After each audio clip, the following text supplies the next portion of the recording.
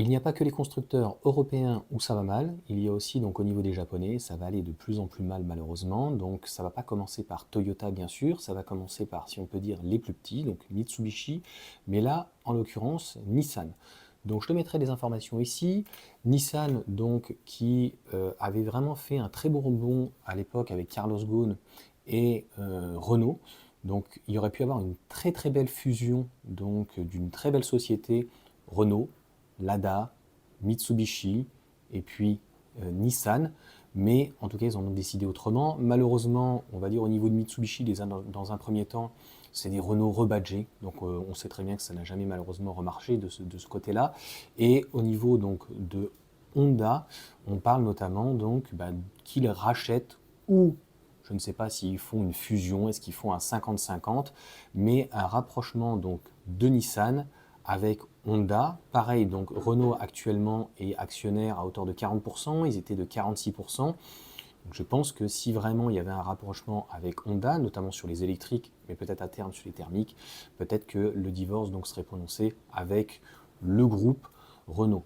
J'ai envie de te dire que c'était inévitable.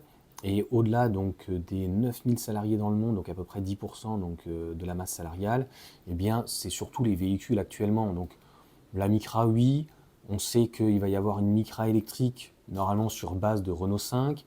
Il va y avoir aussi, donc, enfin, il y a le Juke en tout cas, mais le Qashqai, le l'Aria qui fonctionne malheureusement en Europe et en France plutôt très très très mal.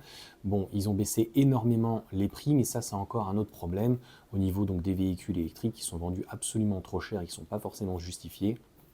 Donc voilà, selon en tout cas des hauts cadres, 12 à 14 mois donc pour Nissan. Donc de toute façon, il peut y avoir qu'un Nippon pour racheter. Ni les constructeurs aujourd'hui chinois ne veulent racheter en fait une entité européenne ou on va dire occidentale ou même japonaise ou américaine. Et de l'autre côté, pareil, il n'y a aucun européen qui voudront racheter, que ce soit VAG, BMW, éventuellement Mercedes, donc en passant par Zeekr, etc. etc.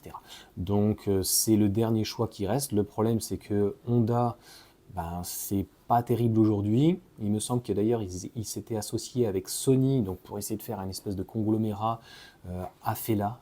Donc bon, c'est très très très balbutiant.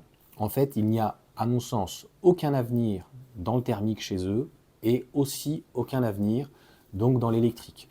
Donc, qu'est-ce que vont faire malheureusement ces constructeurs nippons?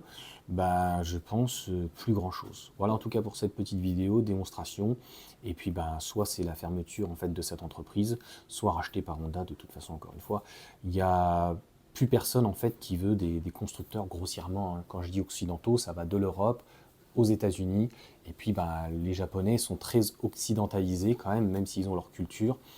Donc la suite en fait au prochain numéro, après Nissan, peut-être Mitsubishi, peut-être éventuellement aussi il y a une partie chez Renault Samsung, et puis voilà, Honda, la première voiture électrique, ça a été un véritable flop.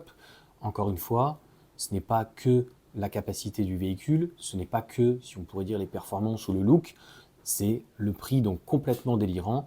Donc à un moment donné, j'ai l'impression qu'ils ne sont plus du tout en réalité avec les prix du segment et on ne peut pas avoir une citadine, en l'occurrence, qui double de prix. Je ne vois pas en tout cas ce qui le justifie.